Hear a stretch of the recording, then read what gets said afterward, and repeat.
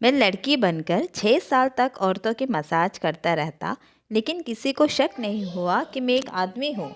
एक दिन बहुत अमीर औरत ने मुझे मसाज करवाया और उसने मुझे अपने घर हमेशा के लिए रख लिया और रोज़ाना मुझसे मसाज करवाती थी। एक दिन मैं मसाज कर रहा था कि मुझ पर पानी गिर गया। उस औरत ने मुझे अपने कपड़े दिए और कहा, चेंज कर लो। मैं घबरा गया। जब मैं उसके सामने कपड़े बदलने लगा तो मेरे पैर से ज़मीन निकल गई, क्योंकि मैं गरीब परिवार से था। 10वीं करने के बाद मैंने नौकरी की तलाश शुरू कर दी, क्योंकि पढ़ने के लिए मेरे पास पैसे नहीं थे। लेकिन मुझे नौकरी ना मिलने की सबसे बड़ी कारण यह थी कि मैं एक लड़का था। लेकिन मेरी आवाज़ कुछ लड़कियों जैसी थी और मेरे हाथ और पाँव भी लड़कियों जैसे ही थे। कई लोगों को शक था कि मैं तीसरे जीन्स का हूँ। यहाँ तक कि मेरे घर वालों को भी काफ़ी साल तक यही लगता रहा। लेकिन मैं पूरा लड़का था। बस ना जाने क्यों मेरे हाथों की बनावट ऐसी थी, थोड़ा बहुत आवाज़ भी लड़की जैसी ही थी। मैं जिधर भी काम लेने को जाता, कोई भी मुझे काम नहीं देता। हर कोई मुझे तीसरी जीन्स समझकर भगा देता। कोई भी मेरी बात पर भरोसा करने को तैयार ही नहीं था कि मैं एक लड़का हूँ। अगर मैं किन्नर होता तो फिर भी कोई बात होती, लेकिन मैं तो वैसा था ही नहीं जैसे दुनिया मुझे समझ रही थी। मेरे घर में पैसों की कमी थी। मेरे घर वालों ने भी मुझे बहुत परेशान करके रखा हुआ था। वो लोग मुझसे नफ़रत करते थे क्योंकि उनको मैं अजीब सा लगता था। मेरी माँ कहती थी, तू तो ना बेटा निकला ना बेटी निकली। तुम्हारी बनावट बेटे जैसी होती तो तुमको नौकरी मिल जाती और हमारा गुजारा होता। अगर तुम पूरी तरह बेटी होती तो हमें कमा कर देती। लेकिन तू तो कहीं की नहीं। यह किसी और की नहीं बल्कि मेरी खुद माँ कहती थी। जब दुनिया में इंसान सब साथ छोड़ देता है तो उसकी माँ ही साथ देती है। लेकिन मेरी माँ तो माँ है और वही मुझे गलत इंसान ठहरा रही थी। समय गुजरता गया और मेरी उम्र 20 साल हो गई और मैं परेशान था। मैंने उसी परेशानी में अपना घर छोड़ दिया और दूसरे शहर आ गया। दूसरे शहर आकर भी नौकरी के लिए धक्के खाता रहा, लेकिन मुझे कहीं भी नौकरी नहीं मिली। फिर मुझे एक इंसान ने हिम्मत दिलाई जिसका एक मसाज सेंटर था और वह मर्दों का मसाज करता था। उसने मुझे कहा कि तुम यह काम करो। मैंने उसके सेंटर में काम करना शुरू कर दिया, लेकिन वहाँ पर भी सब ने तीसरी जीन्स समझकर मेरा बहुत मजाक उड़ाया। उनमें से एक ने तो मौका पाकर मुझे परेशान करने की कोशिश की। यहाँ पर मेरी बर्दाश्त की हद ख़त्म हो गई और उस सेंटर को छोड़ दिया मैंने। फिर मुझे लगा, जब दुनिया मुझे लड़की समझती है तो मैं भी दुनिया के सामने लड़की बन जाता हूँ। मैंने अपने आप को लड़का साबित करने की बहुत कोशिश की, लेकिन हार गया। अब मैंने एक नया रास्ता अपनाने की सोच लिया था। मैंने एक नकाब खरीदा और नकाब पहनकर पूरे तरीके से लड़की का रूप अपना लिया। उसके बाद मैंने जॉब के लिए दुकानों में काम तलाश करने लगा और मुझे अचानक काम भी मिल गया। एक दुकान मालिक ने मुझे रख लिया जिसकी कपड़ों की दुकान थी। उसने मुझे कहा कि तुम देखने में ज़रूर खूबसूरत होगी। अगर तुम नकाब उतार दो तो तुमको ज़्यादा ग्राहक मिलेंगे। मैंने कहा कि मैं पर्दा करती हूँ, मैं ऐसा नहीं कर सकती। कुछ दिनों मैंने वहाँ पर काम किया और मेरा अच्छा खासा गुजार होने लगा। मैंने एक कमरा किराए पर ले लिया। मैं पूरे दिन दुकान में बैठा रहता था और दुकान का मालिक मुझे बहुत हौसला देता रहता था। वह मुझ पर इस कदर मेहरबान था कि मैं हैरान हो जाता था कि यह इंसान मुझ पर इतना मेहरबान क्यों होता है। उनके कई बार मुझे नकाब हटाने को कहा था, लेकिन मैंने ऐसा नहीं किया क्योंकि ऐसा मैं नहीं कर सकता था। यह भी मेरे साथ वही हुआ जो मसाज सेंटर में हुआ था। दुकान के मालिक ने एक रात मुझे किसी बहाने से रोक कर रखा और फिर बंद दुकान करके मुझसे ज़बरदस्ती करना चाहा। लेकिन जैसे उसमें मेरा नकाब खींचा, उसे मालूम हो गया कि मैं लड़का हूँ, क्योंकि मेरी शक्ल तो लड़कों जैसी ही थी। चेहरा देखकर दुकान के मालिक ने मुझे बहुत डांटा और कहा कि तुम धोखे से यहाँ काम कर रहे थे, लड़की बनकर। मैंने कहा, तुमने मुझे इसी काम के लिए तो रखा हुआ था। अगर मैं सच में लड़की होता तो तुम तो मेरी इज्जत को ही खा कर देते। आज मैं लड़की नहीं था, लड़का था। मुझ में इतनी ताकत थी कि मैं उसे धक्का दे देता। मैं अपने आप को बचाने में कामयाब हो गया और जब उसने मेरा नकाब खींचा तो उसने मेरी सच्चाई पता चल गई। अगर मेरी जगह कोई और लड़की होती तो वह अपने को बचा नहीं सकती थी, क्योंकि वह इंसान बहुत ताकतवर था। लेकिन मैं भी एक मर्द था और मेरे अंदर भी ताकत थी। मैंने खुद को बचा लिया। मैं वहाँ से भाग निकला। मुझे बहुत अफसोस हो रहा था कि यह दुनिया कैसी है, ना लड़के को छोड़ती है ना लड़की को छोड़ती है। जब मैं लड़की बनकर दुनिया के सामने जाता हूँ तो कहते हैं कि मुझे धोखा दिया, और जब लड़का बनकर सामने जाता हूँ तो मुझे किन्नर समझकर अलग नज़र से देखने लग जाते हैं। मैं एक बार फिर से बेरोज़गार हो गया था, लेकिन मैंने हिम्मत नहीं हारी।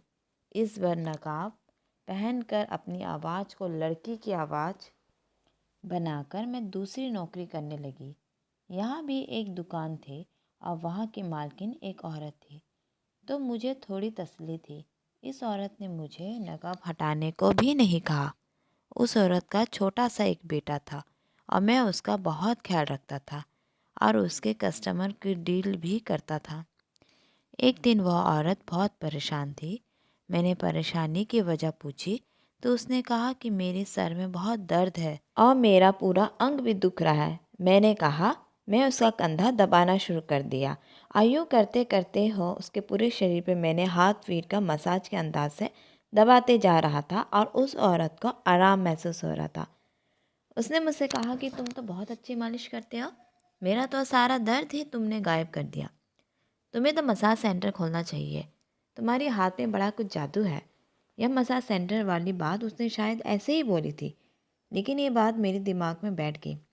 मैंने सोचा बात तो सही है, मेरे हाथों में इतनी ताकत है, मैं बहुत अच्छे से यह काम कर सकता हूँ।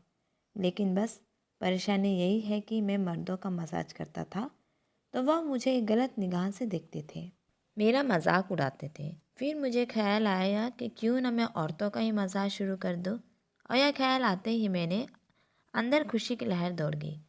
अगले दिन जाकर मैंने अपनी मालकिन से कहा कि मुझे थोड़े पैसे चाहिए, मैं जल्दी आपका पैसा वापस कर दूंगा। मेरी मालकिन बहुत अच्छी थी। उसने मुझे कहा, ठीक है, अगर तुम इतनी परेशान हो तो मैं तुम्हें थोड़े बहुत पैसे दे देती हूँ। तुम्हारा ईमानदारी का काम करना मुझे बहुत अच्छा लगा, इसलिए मुझे तुम्हारी मदद करने में कोई परेशानी नहीं है। उसने मुझे अच्छी खासी पैसे दे दिया और मैं खुशी से उछल रहा था। मैंने उस पैसों से एक मसाज सेंटर खोल लिया। यह सेंटर उधार की बुनियाद पर खुला और भगवान से प्रार्थना कर रहा था कि मेरा कारोबार चल जाए ताकि मैं अपनी मालकिन का पैसा वापस कर सकूं। मैं दिन को मालकिन के घर में काम करता था और शाम को अपना मसाज सेंटर खोलता। औरत आती थी और मुझसे मसाज करवाती थी और मैंने नकाब पहना हुआ होता था। वह मुझे मेरे नकाब की वजह पूछ रही होती थी तो मैं यही कहता कि बस मैं पर्दा करती हूँ। मेरे हाथों की बनावट से किसी औरत को शक नहीं हुआ कि मैं असल में कौन हूँ। हमेशा सोचता था कि भगवान ने मेरे हाथ को ऐसे क्यों बनाए होंगे ऐसे मेरे हाथ, क्यों मेरे आवाज़ को लड़की जैसे बनाया। लेकिन आज मुझे समझ आ गया था, भगवान कोई भी चीज़ बेकार नहीं बनाता।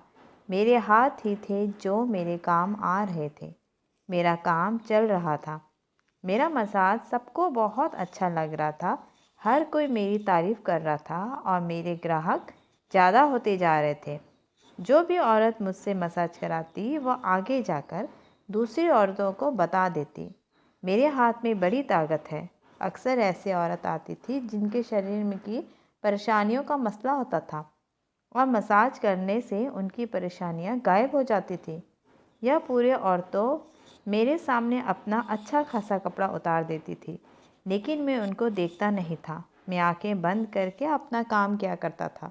मेरा उनको देखना पाप था, मेरा कोई गलत नियत नहीं था, बस मैं मजबूर था। फिर एक दिन एक बहुत बड़ी गाड़ी में एक औरत आती है। वह बहुत ज़्यादा अमीर लग रही थी। मेरे पास इतनी अमीर औरतें नहीं आती थी, लेकिन वह कुछ ज़्यादा ही अमीर थी। उसका कपड़ा और उसकी गाड़ी सब कुछ अमीरी ही बता रहे थे। वह मेरे पास आई। उसने मुझसे कहा कि मैंने तुम्हारी मसाज की तारीफ़ सुनी है। मुझे शरीर में बहुत दर्द रहता है, मैं बहुत ज़्यादा परेशान में हूँ। मेरा शरीर बहुत दर्द करता है, इसलिए मैं तुमसे मालिश करवा कर देखना चाहती हूँ क्या असर होता है कि नहीं। वह औरत जैसी भी थी, अमीर औरतें ऐसी ही होती है। मैंने आराम से उनका मसाज किया और काफ़ी देर तक करता रहा तो उसको बहुत सुकून मिला। उसने मेरी तारीफ़ की और फिर चली गई। अगले दिन वह रोज़ फिर आई और मुझे कहा कि मैं तुम्हें लेने आई हूँ, तुम अब मेरे घर पर रहोगे। मैं तुम्हें इतना पैसा दूंगी कि तुम्हें ये सेंटर चलाने की ज़रूरत ही नहीं पड़ेगी। बस मेरी परेशानी को दूर कर दो। उसकी बात सुनकर तो मैं हैरान ही रह गया। वह मुझे इतना पैसा देने को तैयार थी कि मुझे सेंटर चलाना ही नहीं पड़ेगा। मेरी किस्मत मुझ पर मेहरबान हो रही थी। सारा दिन सेंटर में जलीन होने की बजाय मुझे एक ही औरत का मसाज करना पड़ता और मेरे महीने भर का खर्च निकल जाता। मैंने उससे कहा कि मैं सेंटर बंद नहीं कर सकती क्योंकि मैंने किसी से बहुत पैसा उधार लिया है यह सेंटर चलाने के लिए, और जब तक उसका उधार नहीं चुका दूंगा मैं इसको बंद नहीं कर सकता। उस औरत ने कहा कि तुम्हारा सारा उधार मैं चुकता कर दूंगी, तुम बस मेरे साथ घर चलो। मैं अपने घर में ही तुम्हें एक कमरा दे दूंगी, तुम वहाँ पर रहना। मेरे घर बहुत बड़ा है और मेरे पास बहुत पैसे हैं। बस यह मेरी जान नहीं छोड़ती है। मैं काफ़ी मसाज सेंटर गई थी लेकिन वह ईमानदारी से काम नहीं करते। मुझे तुम्हारा काम बहुत पसंद आया है। मैंने उस औरत से कहा कि आप रोज़ाना यहाँ आ जाया करें, मैं आपका मसाज कर दिया करूँगी। तो उस औरत ने कहा कि तुम्हारा यह छोटा सा सेंटर में मैं आना मुझे अच्छा नहीं लगता। मेरा ताल्लुक़ बहुत ही हाई क्लास से है और जब मेरी सहेलियों को मालूम होगा कि मैं इतने छोटे सेंटर में आकर मसाज करवाती हूँ तो मेरा मजाक बन जाएगा। इसलिए मैं यहाँ नहीं आ सकती, तुम मेरे घर आ जाओ। मैंने उस औरत की बात मान ली। इस औरत ने मेरा सारा कर्जा चुकता कर दिया था। मैंने दुकान की मालकिन को जाकर उसके सारे पैसे वापस किया और मेरा सेंटर बंद कर दिया। सोचा जब मुझे यहाँ पर रहना की अच्छी जगह मिल रही है तो इतनी औरतों का मसाज करने के बजाय जब मुझे एक का ही मसाज करना है तो खाना पीना सब कुछ मिल रहा है तो परेशानी क्या है। मैं खुशी खुशी मान गई। वह औरत अपने साथ मुझे अपने घर ले गई। उसका घर किसी बड़े महल से कम नहीं था। उसने मुझे रहने के लिए कमरा दिया जो घर के पीछे की तरफ ही था। वह क्वार्टर था लेकिन मेरे कमरे में कहीं ज़्यादा बड़ा था। साफ़ सुथरा और अच्छी फर्नीचर भी रखा हुआ था, यानी कि अमीर लोगों के नौकर के भी बड़े ठाठ रहते हैं। मैंने वहाँ पर अपना सामान रखा और मैंने भगवान से प्रार्थना किया जिसने मुझे इतना अच्छा मौका दिया था। मैं जानबूझकर दुनिया को धोखा नहीं दे रहा था, मेरे पास इसके अलावा कोई रास्ता ही नहीं था। भगवान ही जानता है कि मैंने कभी उन औरतों के शरीर पर नज़र नहीं डाली थी और मैं अपनी आंखें बंद करके उनका मसाज करता था। वह मुझे कहती थी कि तुम दिन रात नकाब पे क्यों रहती हो, तो मैंने कहा कि बस मेरी आदत है। उस औरत ने कहा ठीक है तुम्हारा पर्दा है, लेकिन एक औरत से दूसरी औरत का क्या पर्दा, मैं तुम्हारा चेहरा देख सकती हूँ। मैंने कहा कि मेरा चेहरा जल गया है, मैं अपना चेहरा किसी को नहीं दिखाती। इस तरह की बात करके मुझे शर्मिंदा ना करें। मुझे शर्मिंदगी होती है जब लोग मेरा जला हुआ चेहरा देखते। किसी ने दुश्मनी निकालने के लिए मेरे चेहरे पर तेजाब फेंक दिया था। इस वजह से मेरा चेहरा दिखने के काबिल ही नहीं रहा और मैं किसी को अपना चेहरा नहीं दिखाती। मेरी दुखती दिल पर हाथ ना रखे तो बेहतर होगा। उसने कहा कि मुझे बहुत अफसोस है कि किसी ने तुम्हारा चेहरे पर तेजाब फेंक कर तुम्हारा चेहरा बिगाड़ दिया। चलो ठीक है, मैं तुम्हारा दिल नहीं दुखाती हूँ, लेकिन यह सब किसने किया। उस औरत ने जब भी सवाल किया तो मैं सोच में पड़ गई, लेकिन मैंने भी कह दिया एक लड़के ने मुझसे शादी करने को कहा था और मैंने यह रिश्ता ठुकरा दिया। उसने बदले में आकर मेरा चेहरे पर तेजाब ही फेंक दिया। मैं किसी और से शादी न कर सकूं। इस हादसे के बाद मेरी ज़िंदगी बर्बाद हो गई और इसलिए मैं अपना चेहरा दुनिया से छुपा कर रखती हूँ और यही वजह है कि मेरी अब तक शादी भी नहीं हुई है। मैं अब यह काम करने पर मजबूर हूँ क्योंकि मुझे यह काम अच्छा लगता है। मेरे हाथों में ताकत है जो कि भगवान ने मुझे दिया था, इसका फ़ायदा उठाना चाहती हूँ। मेरी कहानी अपने चेहरे और नकाब को लेकर उस औरत को सुना दी ताकि उससे मेरी बात पर भरोसा हो और मैंने इतने अच्छे से यह झूठ बोला था कि उसे भरोसा भी हो गया। उसने मुझसे कहा कि सच में तुम्हारे हाथों की ताकत है, तुम्हारे हाथ की बहुत खूबसूरत बनावट है, तुम पहले खूबसूरत चेहरे की लड़की रही होगी, लेकिन मुझे अफसोस बहुत है कि तुम्हारे साथ यह हादसा हो गया। लेकिन मुझे फ़ायदा हो रहा है, तुम्हारे मसाज मेरी परेशानियों में बहुत कमी आई है। उसको मेरी बात पर भरोसा कर लिया और मुझे भी आराम हो गया क्योंकि अब मुझे अपनी पहचान दुनिया से छुपाना नहीं पड़ रहा था। हालांकि उसमें मेरा कोई कसूर नहीं था। मुझे झूठ बोलने पर शर्मिंदगी हो रही थी, लेकिन मैं बहुत मजबूर था। मैं कुछ कुछ पैसे अपनी माँ को भेजने लगा। लोग कहते हैं कि पेट को भरने के लिए इंसान क्या कुछ नहीं कर सकता। मैंने जो रास्ता अपनाया था, लेकिन फिर भी पूरी ईमानदारी से मैं अपना काम कर रहा था। लड़का बन कर जाता तो लोग मेरे पीछे पड़ जाते, लड़की बनकर जाता तभी भी लोग मेरे पीछे पड़ जाते हैं। औरत मुझे नुकसान नहीं पहुंचा सकती, इसलिए मैंने औरत के साथ काम करने का फ़ैसला कर लिया। लेकिन मेरी असलियत उस औरत से ज़्यादा दिनों तक छुपी नहीं। एक दिन मैं उसका मसाज कर रहा था कि अचानक से तेल की शीशी जो मेरे हाथ में थी वह पूरे कपड़ों पर गिर गई। मैं परेशान हो गया। मेरी मालकिन भी परेशान हो गई। उसने मुझसे कहा कि तुम्हारे कपड़े तो ख़राब हो गए हैं। मैंने कहा जी, मैं कपड़े बदल कर आती हूँ। तो उसने कहा कि कहीं जाने की ज़रूरत नहीं है, यहाँ अलमारी में मेरा सूट पड़ा है, वह निकाल कर पहन लो। मैंने कहा नहीं नहीं, मैं नहीं पहन सकती आपके कपड़े, मैं अपने कपड़े पहनने जा रही हूँ। उसने ज़बरदस्ती अपना एक जोड़ा निकाल कर मुझे दिया और कहा कि यह कपड़े बदल लो। मैं परेशान हो गया। मैं उसके सामने कैसे कपड़े बदलता? वहाँ पर वॉशरूम भी नहीं था। यह कमरा भी मसाज के लिए उस औरत ने रखा हुआ था। मैंने बाहर जाने को कहा तो उसने कहा कि अगर मैंने उसके सामने कपड़े नहीं बदले तो आज नौकरी से निकाल देगी। उसकी बात सुनकर मैं परेशान हो गया, क्योंकि इसकी नौकरी में मुझे बहुत फ़ायदा हो रहा था। मैं मुफ्त में खा पी रहा था, मुझे घर भी मुफ्त में मिला था। मुझे इतने पैसे मिल रहे थे कि मैं अपने घर वालों को भी भेज दिया करता था। मुझे ज़्यादा मेहनत नहीं करनी पड़ी थी। मुझे घर से बाहर ही नहीं निकलना पड़ता था। मुझे ज़माने की बातों का डर नहीं था। मुझे यहाँ पर हर चीज़ का आराम था और मैं उन आराम को कभी नहीं खोना चाहता था। इसलिए लेकिन उस औरत की ज़िद थी कि मैं उसके सामने कपड़े बदलूं। मैंने उससे कहा कि आपके सामने कपड़े नहीं बदल सकती हूँ। आप अच्छी तरह से जानती है कि मैं अपना चेहरा भी छुपा कर रखती हूँ, तो वे अपना शरीर आपके सामने कैसे खोल सकती है? मेरी बातें सुनकर उस औरत के चेहरे पर मुस्कुराहट बिखर गई। उसने कहा कि मैं तुम्हारी असलियत मालूम हो गई है। मुझे पता चल गया है कि तुम लड़की नहीं हो, लड़का हो। इसलिए मैं तुमसे यह कह रही थी कि तुम खुद अपने मुंह से कह दो। उस औरत की बात सुनकर मैं हैरत हो गया। यानी कि पहचान गई थी। वह इतनी चालाक थी, वरना आज तक मैंने इतनी सफाई से काम किया था कि किसी को भी शक तक नहीं हुआ था मुझ पर कि मैं कौन हूँ। लेकिन उस औरत को शक हो गया, बल्कि उसे यकीन था। उसकी बातें सुनकर मैंने रोना शुरू कर दिया। शर्मिंदगी से मारे मेरा बुरा हाल हो गया कि ज़मीन फट जाए और मैं ज़मीन के अंदर समा जाऊँ। मैंने जितना उस चीज़ को छुपाने की कोशिश की थी, आज मेरा सारा भेद उसके सामने खुल गया था। उसने मुझसे कहा कि रोना धोना बंद करो और मुझे बताओ तुमने ऐसा क्यों किया। मैंने उसे सारी बात बता दी कि शुरू से लेकर ज़माने ने मेरे साथ कैसा व्यवहार किया और अभी मेरे साथ कैसा बुरा हो रहा था। उसी दिन मैंने सोचा था कि मैं औरत के साथ औरत बनकर काम करूँगी, ताकि कोई परेशानी ना होगी। मैंने किसी के साथ कभी कोई गलत काम नहीं किया। आंखें बंद करके मसाज करता हूँ। आप जानती हैं, गरीब का मारा इंसान बहुत मजबूर हो जाता है कि कुछ भी कर सकता है। काश कि आप जैसे अमीर लोग समझ पाते, लेकिन मुझे पता है कि आप नहीं समझेंगे। मैं खुद ही यहाँ से चला जाता हूँ। मैं जाने लगा तो उसने मुझे कहा कि मुझे तुम्हारी परेशानी का अंदाज़ा हुआ है। जो कहानी तुमने सुनाई है, मुझे यकीन है एक दर्दनाक दास्तान है। तुम कितने मजबूर थे।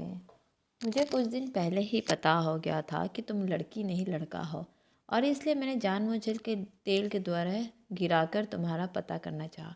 मैं तुम्हें गलत समझ नहीं रही हूँ, लेकिन अब मुझे पता चल गया है कि तुम गलत नहीं थे। तुमने जो किया मजबूरी में किया। मैं तुम्हारी मदद करना चाहती हूँ और मैं तुमसे मसाज तो नहीं करवा पाऊँगी, क्योंकि मुझे मालूम हो गया कि तुम लड़की नहीं हो। इसलिए मेरे पास तुम्हारे लिए और काम है। तुम्हारा ईमानदारी मुझे बहुत अच्छा लगा। तुमने कोई गलत काम नहीं किया है। मैं तुम्हारी मजबूरी समझ रही हूँ। तुमने एक और नौकरी दे रही हूँ। मुझे उस औरत की बात सुनकर बहुत खुशी हुई। मैंने पूछा कि मेरे लिए क्या काम है, तो उसने कहा कि तुम्हें मेरे घर की रखवाली करनी होगी। मैं किसी और पर भरोसा नहीं करती, तो फिर इतने दिनों में मैंने अपने घर में रखा।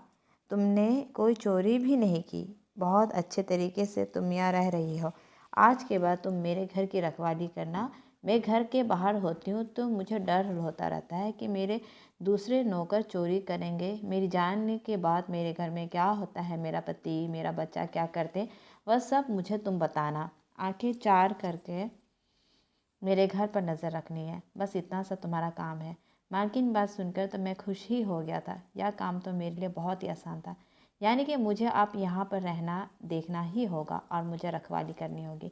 मालकिन ने मुझे कहा कि यह नकाब पहनने की भी ज़रूरत नहीं है, तुम अपना मर्दाना कपड़े में काम कर सकती हो, तुम्हें कोई कुछ नहीं कहेगा। इस बात ने मुझे और भी खुशी दे दी। अब मैं लड़कों के कपड़े में ही काम करता था। मैं देखने में भले ही लड़की जैसा था, लेकिन मेरे अंदर ताकत लड़कों वाली ही थी। मैं किसी भी चोर और डाकू का मुकाबला कर सकता था। इसलिए मेरा कारोबार एक बार फिर से चल पड़ा। मैंने पूरी ईमानदारी से काम किया। यह पर मेरा रहना और खाना पीना मुफ्त और मुझे पैसा भी मिलता था।